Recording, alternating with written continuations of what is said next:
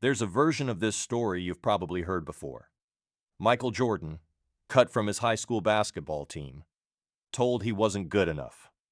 Rejected by the sport he'd go on to dominate for 2 decades. It's one of the most repeated origin stories in sports. It's also, according to Jordan's own coach and his teammates, not quite true.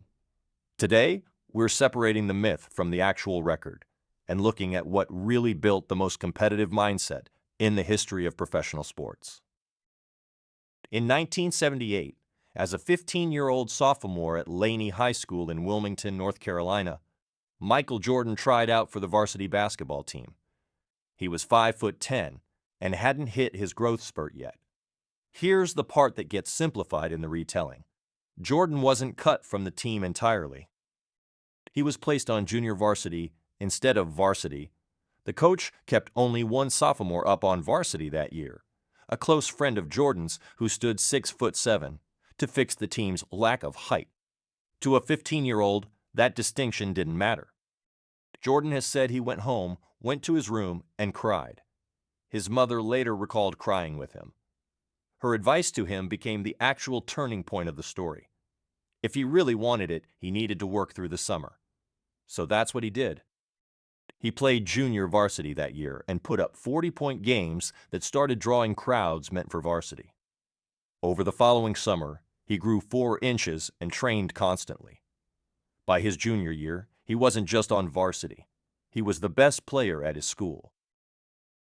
That growth spurt and that obsessive summer of training paid off faster than almost anyone could have predicted. Just 3 years after being placed on junior varsity, Jordan was a freshman at the University of North Carolina. And in the 1982 NCAA championship game, with the title on the line in the final seconds, his coach called his number. Jordan hit the game-winning shot as a freshman, on the biggest stage college basketball has, barely 4 years removed from crying in his bedroom over a junior varsity roster. 2 years later, in the 1984 NBA draft, 2 players were selected ahead of him, Hakeem Olajuwon and a center named Sam Bowie, largely because teams already had a need at center. Jordan went 3rd overall to the Chicago Bulls. That decision, passing on Jordan twice, is still referenced today as one of the most consequential misjudgments in the history of professional sports drafts. By 1992, Jordan was part of the original Dream Team. At the Barcelona Olympics, widely considered the greatest collection of basketball talent ever assembled on a single roster, winning every game by an average margin of more than 40 points.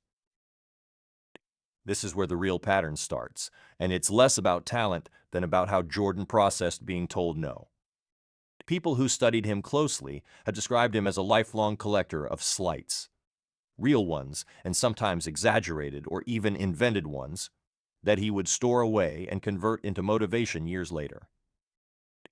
Decades later, at his Basketball Hall of Fame induction speech in 2009, Jordan still brought up his old high school coach by name, telling the story again in front of the entire basketball world. It wasn't really about that coach anymore. It was a demonstration of the actual engine behind his career. Every doubt, real or perceived, became fuel that never seemed to run out. This intensity didn't stay in press conferences. It showed up daily, in practice, where Jordan built a reputation that many of his own teammates described as brutal. Steve Kerr, later an NBA champion coach, has openly told the story of getting into a physical altercation with Jordan during a heated practice, because Jordan pushed every scrimmage as hard as an actual playoff game. Jordan's own explanation, repeated across interviews and documented extensively in The Last Dance, was simple. If you couldn't handle him in practice, you'd never survive what he'd demand of you in a real game. This is the piece of the Jordan mindset that gets romanticized the least, because it isn't very comfortable. Greatness, for him, required making the people around him uncomfortable too. There's one more piece of this story that rarely gets enough credit: Jordan's willingness, eventually, to accept a system bigger than himself. When Phil Jackson became head coach in 1989, he installed a system called the triangle offense, built around ball movement and shared scoring rather than one player dominating every possession. Jordan initially resisted it. He was, by then, the best individual scorer basketball had ever seen, and the system asked him to trust his teammates with the ball more often. He eventually bought in completely, and the results speak for themselves. Chicago won 6 championships in 8 seasons under that exact system, with Jordan as its most devastating final piece rather than its only piece. In October 1993, Jordan's father, James, was murdered during a robbery in North Carolina. Jordan has said the loss changed how he saw the game and his place in it. Months later, at the height of his basketball fame, with 3 championships already won, Jordan did something almost nobody expected.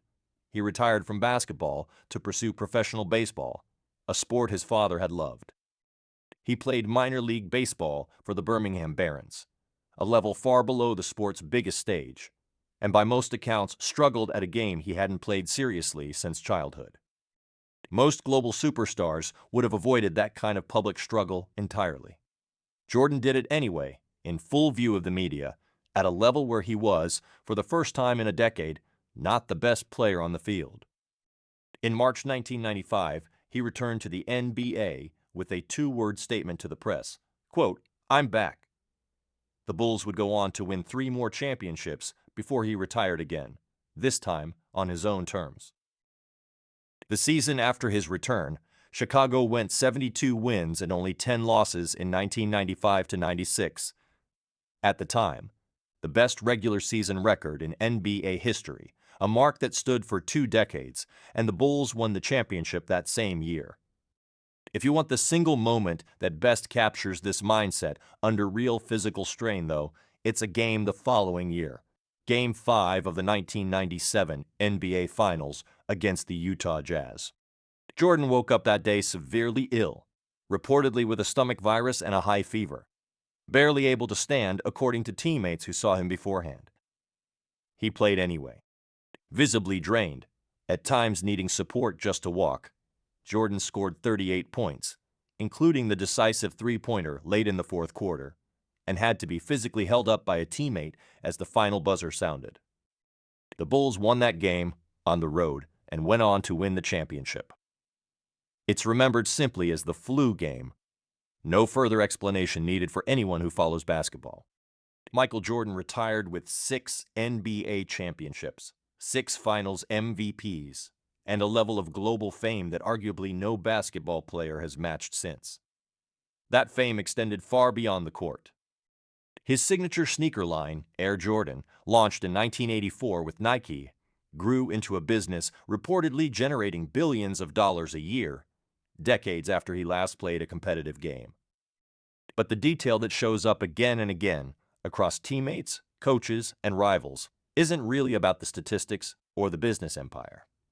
It's about how uncomfortable he was willing to make himself and everyone around him in pursuit of never being outworked. That same intensity is why, decades later, the loosely verified story about being cut from his high school team is the one people still repeat.